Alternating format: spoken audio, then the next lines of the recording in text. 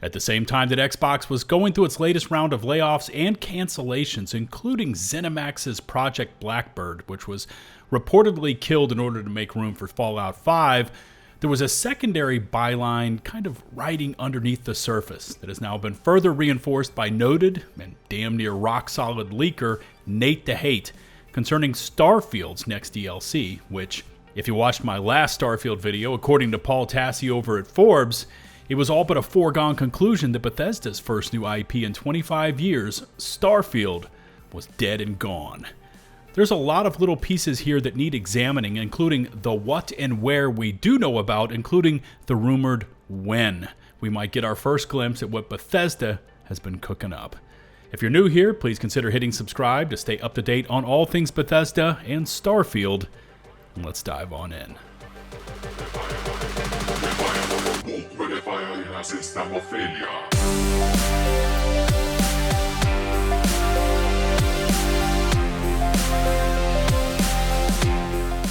According to Tassi at Forbes and his June 10th article, The Reason There's No More Starfield DLC,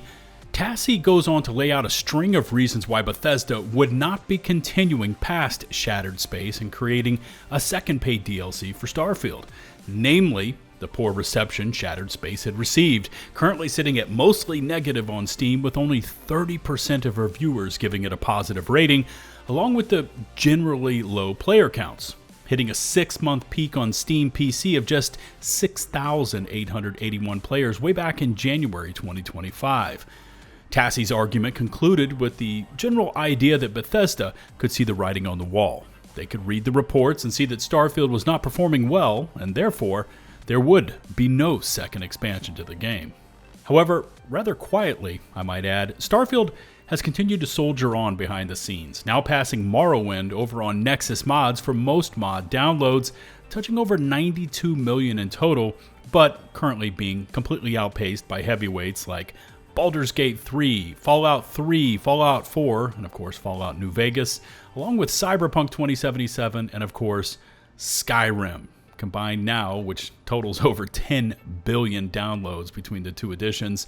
Others are also pointing towards the player counts over on Steam, showing Starfield, outside of Fallout 4 and Skyrim, still holding comparable player counts to that of Fallout 76, and of course more recently released the Oblivion remaster. And it's holding up over on Game Pass, as many games do, despite the terrible launch of Shattered Space and the lack of any new content outside of Creation Club mods since launch.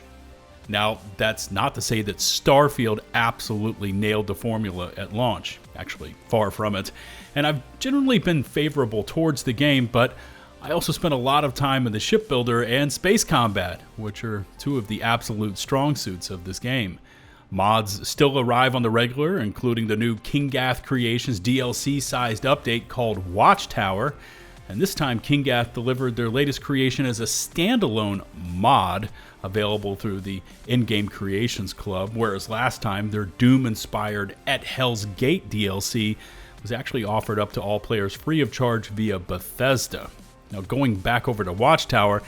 and this thing's pretty awesome. It offers up a ton of new features to the game, like new ship attachments, which of course I love, a new faction, Watchtower, that has some insane unique abilities, a new star station, a whole cyber amp collection you can customize and add to your character, along with the super cool fact that with Watchtower, you get to assign your crew to other ships and take your personal fleet into battle, space, of course I love space combat in this game, along with calling in orbital strikes to the planet's surface while in combat, ranging from outright ordnance to things like monster-sized battle mechs, turrets, and a lot more. So, yeah, this DLC is something substantial, and for many was light years ahead of Shattered Space in terms of quantity and quality. In terms of the future for Starfield, though, according to multiple sources and rumors, Microsoft will be releasing the PlayStation 5 port sometime later this year, which should provide the game with a temporary boost in player counts, albeit on a completely separate and new platform from what it was originally launched for. But new PS5 players will be getting a much more feature-rich and complete version of Starfield than what was offered up at launch, including better frame-gen implementation, higher FPS, a more refined UI and UX experience, along with a host of bug features that have already been added to the game. But to further reinforce the idea that a new DLC is coming, we already know that ZeniMax has applied for the trademark for the word Starborn, as seen here on the US Patent and Trademark site, adding fuel to the fire that if Bethesda does release a new DLC, it will be called Starborn, with rumors and theories bouncing around that this might be an origin story into the Starborn beyond what the in-game lore is able to provide, or possibly this Starborn DLC could be a completely new piece of content involving multiple and new Starborn stories, all kind of intersecting across space and time. Hopefully, if it is at the center of a piece of new content, it will refine and reshape the current NG Plus and Unity mechanics, whereby completing the task resets your inventories and such to ground zero each and every time it is finished. Diving a bit further into this topic, and Todd Howard himself has also stated publicly that not only is another DLC planned past Shattered Space, but that annual expansions would be the model moving forward. Now, Starfield launched in early September 2023, with Shattered Space arriving just about 1 year later, meaning if this timeline is adhered to, Starborn, or whatever Bethesda plans to call it, should be arriving in a few months. And with it being so close to a possible launch date, the silence from Bethesda, saying actually nothing about their plans for this DLC, has some concerned. Enter Jez Corden, executive editor at Windows Central, who, while taking a deep dive into all the insanity recently ongoing at Xbox, confirmed actually a few details for us. One was the point that Bethesda was busy working right now on Elder Scrolls 6, while Fallout 5 was also greenlit, main studio to be yet confirmed, but in this leak as well was the confirmation that Bethesda was also simultaneously working on the next Starfield DLC. Tabling for just a moment what Corden has revealed, let's now add to the discussion NateTheHate, noted industry insider who just recently has been dropping some details concerning Nintendo Switch 2 and the Nintendo Direct, and he's been spot on. And in response to a reset era discussion where the user basically asked that if after this Kinggath Watchtower paid mod, which we've already received, would Bethesda actually be done with Starfield? And NateTheHate said another DLC expansion is still to come, though it doesn't seem like it'll make 2025 at this point. Which brings us to a very recent Player One article titled, Starfield's next DLC is not coming this 2025, says rumors.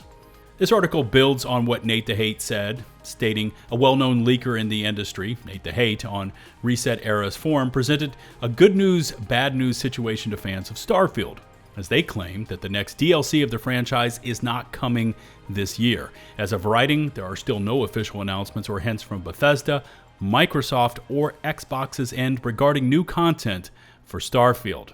According to Game Rant, this latest rumor is good news to all fans of the troubled open-world space game, as it confirms the earlier leak from Windows Central's Jez Corden, who is the one who leaked this second DLC. Corden revealed that Bethesda is currently working on Starfield's next expansion alongside Elder Scrolls 6.